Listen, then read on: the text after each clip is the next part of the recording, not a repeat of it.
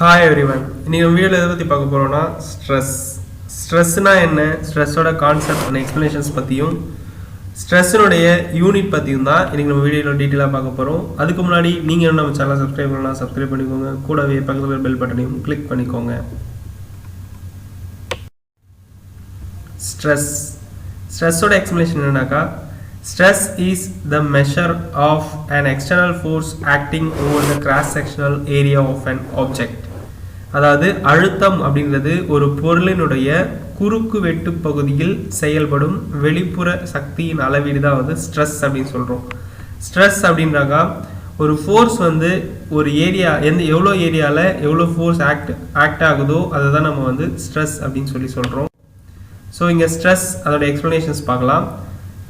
இப்போ ஒரு ரெக்டாங்குலர் ஷேப்போ அல்லது ஒரு சர்க்குலர் ஷேப்பில் இல்லை ஒரு ப்ரொஃபைலோ ஒரு ஆப்ஜெக்ட் எடுத்துக்கும்போது அது மேலே நம்ம எஃப் அப்படின்ற ஒரு அலகு விசையை வந்து அது மேலே நம்ம வந்து செலுத்தும்போது அதனுடைய கிராஸ் செக்ஷனல் ஏரியா, அதாவது சர்ஃபேஸ் ஏரியா வந்து எவ்வளோ இருக்குதோ அந்த சர்ஃபேஸ் ஏரியாவுக்கு நம்ம வந்து எவ்வளோ ஃபோர்ஸ் கொடுக்குறோம் அப்படின்றத பொறுத்தது தான் வந்து ஸ்ட்ரெஸ்.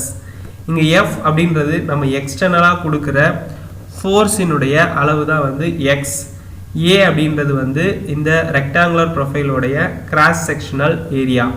ஸோ நம்ம இந்த ஏரியாவுக்கு நம்ம எவ்வளோ ஃபோர்ஸ் கொடுக்குறோம் அப்படின்றது தான் வந்து ஸ்ட்ரெஸ் அப்படின்னு சொல்லி கால்குலேட் பண்ணுறோம். ஸோ இங்கே இந்த சிலிண்ட்ரிக்கல் ஷேப்பில் வந்து மேலே வந்து இருக்கிற சர்க்குலர் ப்ரொஃபைலோடைய ஏரியா தான் வந்து ஏ. ஸோ அது மேலே நம்ம கொடுக்குற ஃபோர்ஸ் வந்து எஃப் அப்படின்ற எக்ஸ்டர்னல் ஃபோர்ஸ். ஸோ நம்ம எவ்வளோ அமௌண்ட் ஆஃப் ஃபோர்ஸ் கொடுக்குறோம், அது எவ்வளோ யூனிட் ஏரியாவுக்கு கொடுக்குறோம் அப்படின்றத பொறுத்தது தான் வந்து ஸ்ட்ரெஸ் அப்படின்னு சொல்கிறோம். ஸோ ஸ்ட்ரெஸ்ஸோடைய ஃபார்முலா அண்ட் யூனிட் என்ன அப்படின்னு பார்த்தோம்னாக்கா, ஸ்ட்ரெஸ் அப்படின்றது வந்து the ratio between force to the acting area, அதுதான் வந்து ஸ்ட்ரெஸ் அப்படின்னு சொல்கிறோம். So stress is equal to force by area. Force அப்படின்றது வந்து நம்ம வந்து எக்ஸ்டர்னலாக கொடுக்குற ஒரு விசை. ஸோ ஏரியா அப்படின்றது வந்து cross sectional area of the object. So ஃபோர்ஸோட யூனிட் வந்து நியூட்டன் அப்படின்னு சொல்லுவோம். ஏரியா வந்து மீட்டர் ஸ்கொயர். ஸோ ஸ்ட்ரெஸ்ஸோடைய யூனிட் வந்து நியூட்டன் பர் மீட்டர் ஸ்கொயர், அதாவது force by area. Stress is equal to newton per metre square.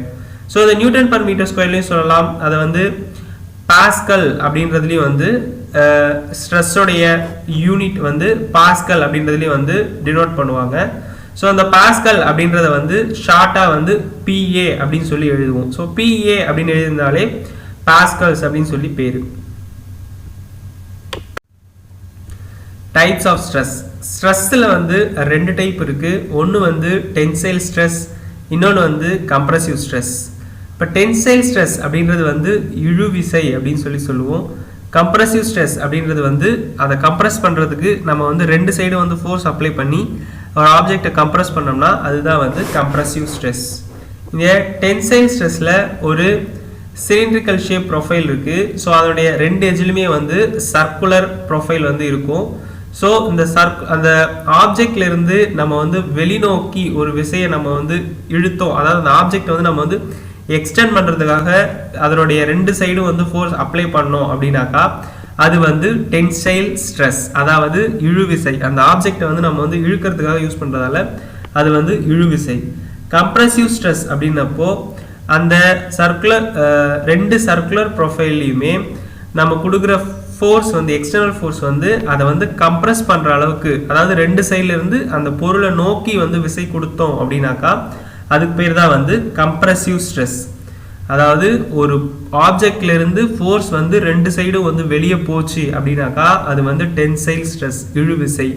அதுவே ரெண்டு சைட்லேருந்து ஃபோர்ஸ் வந்து அந்த ஆப்ஜெக்ட் மேலே ஆக்ட் ஆகி அந்த ஆப்ஜெக்டை வந்து கம்ப்ரஸ் பண்ணுச்சு அப்படின்னாக்கா அதுக்கு பேர் தான் வந்து கம்ப்ரசிவ் ஸ்ட்ரெஸ்.